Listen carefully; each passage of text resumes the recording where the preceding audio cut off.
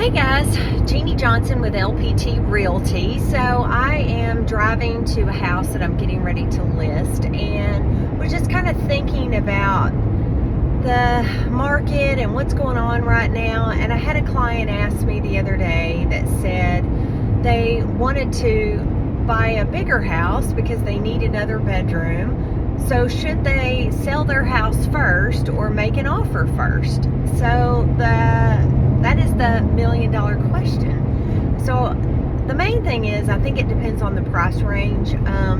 Really anything right now in Central Arkansas under $300,000 is going to sell pretty quick. So if you are needing to buy a house that's under $300,000 or even really $400,000, the only way to be a competitive offer is to not have a house to sell. So I would say in that case, you probably need to put your house on the market, get an offer on it, and then find a house that you want to move into so that it doesn't necessarily have to be a contingent offer. I know that's kind of scary because that really kind of means that you're going to move twice. But you can put things now in pods and they'll hold your stuff. You can stay in an extended stay for a month or two. If you have relatives, you can stay with a relative.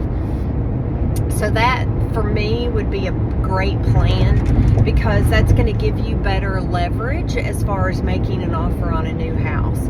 Now, if you're wanting to buy a house that's probably over $400,000 or $500,000, depending on the area, you might be able to put your house on the market and then write an offer on another house that's contingent on yours closing.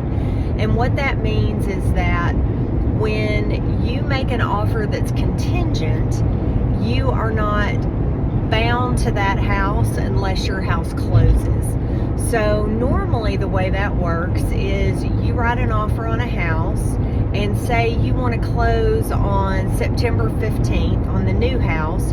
You would close on your house on September 15th. And then in the offer of the house you're going to, I would ask for a couple of days to get into the house.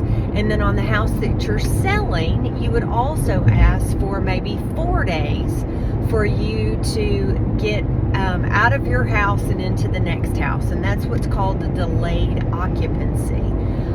A delayed occupancy will take care of you so that you have not moved out of your house until you have closed. And that way it gives you a little bit of time to get into the other house.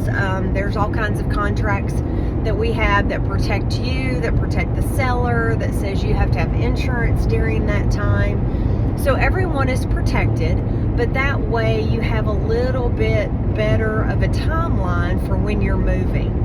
So another option that you can do is where you can do what's called a bridge loan. So sometimes if you have quite a bit of equity in the house that you are currently in, you can go to your bank and they will give you basically a line of credit to buy the new house.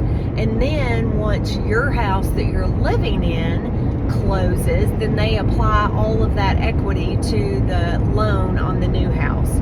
And it's not a refi, it's basically buying down your payment so that you're not stuck with that high payment. So anyway, lots of different things. There's lots to navigate in this day and age of real estate. The contracts are more complicated. There's a lot more stuff going on, and there's a lot of new agents out there that don't know necessarily all of these loopholes. So if you have any questions at all, give me a call. I would be happy to sit down and talk to you about your circumstances and how we can make your move as seamless as possible. So anyway, Jeannie Johnson, LPT Realty, give me a call.